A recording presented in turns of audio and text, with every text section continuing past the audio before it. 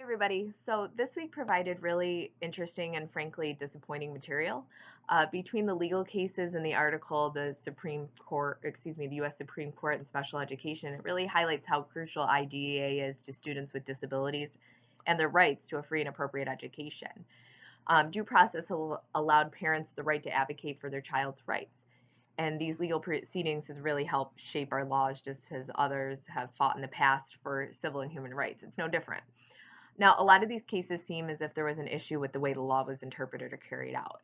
As I was reading the US Supreme Court article, the author mentions that parents request to hearings because they want to obtain an appropriate special education program for their child.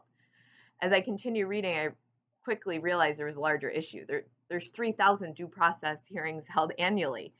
Why are there so many cases annually? What's the center of the issue? What's really happening here? And the answer in a nutshell is defining. The ECTA began outlining indicators for success, but they are still too open ended. There needs to be a specific plan to carry out each indicator, but there's not. So I reviewed state indicators of high quality inclusion, and again, I don't think the document could be any more vague. There's no plan, but rather an outline of things that should be planned in detail. From what I understand, this is still a working document with updates to take place after field testing in 2019 and 2020.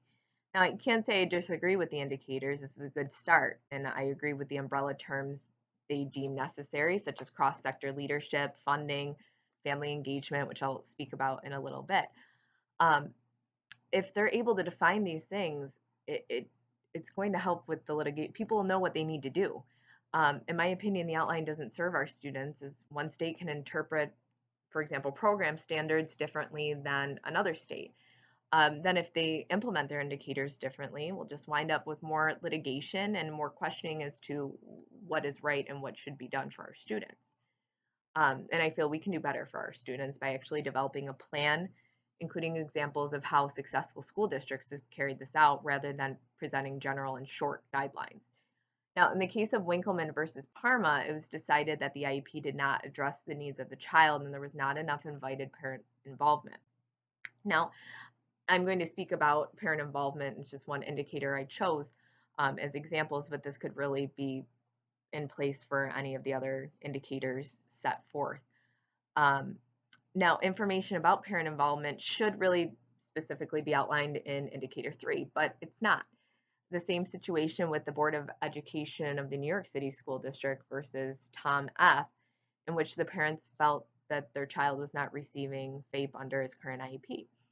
Now, parents must be involved in the process. This conversation could be had during an annual review meeting, and these, conflicts could have been worked out. Um, Instead, Indicator 3 of family engagement states that state agencies have aligned policies and procedures that promote high quality inclusion. Sounds great, but what are they actually trying to implement here? How are parents' concerns being met? How are parents' concerns being examined? And how is the information on their child's progress being reported to them? Is a major question. Now, all of the indicators, like I said, are for the states to carry out. So I did a little digging on New York State's plan. So in the New York State's final Every Student Succeeds Act, or ESSA, it's a summary from January 2018. So this is before those ECTA standards or state indicators came out. It mentioned inclusion briefly, and it really didn't have a plan for the school districts to implement inclusion. Nowhere did it mention a whole team approach or any of the high quality indicators set forth. So at least we're moving in the right direction even from 2018. Now, I work in a New York State school district, and I know that our special education department has had some recent trainings on SDI, or what's called specially designed instructions. And I do feel that this is what most states are, this is the direction that they're heading in, to better outline the needs and the strengths of our students and to really outline the specific instructional needs of our students, any materials, resources, including the environment. Again, this is information that I think can be found on the IEP, and if districts took the time to really create a comprehensive plan and clear the IEPs from year to year to year, we wouldn't have as much litigation. We really need to look at the whole child and their current levels and where we're going to take them from here.